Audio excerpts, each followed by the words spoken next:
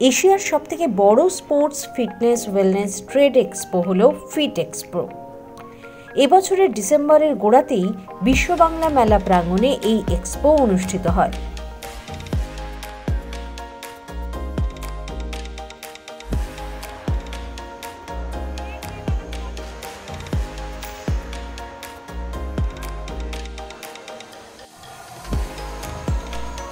পয়লা December থেকে ৩রা December পর্যন্ত চলা এই মেগা এক্সপোতে অংশ নিয়েছিলেন বিভিন্ন রাজ্যের ব্যবসায়ী ও ক্রেতারা। উপস্থিত ছিলেন ক্রীড়াপ্রেমীরাও।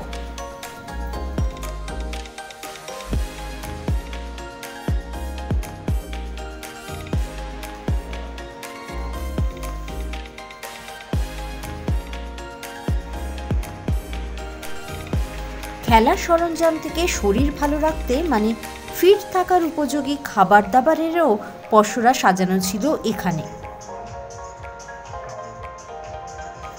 Fitness, body building, power lifting, weight lifting, zumba, dance fitness, yoga ইত্যাদি বিভিন্ন ধরনের ইভেন্টেরও আয়োজন করা হয় এখানে।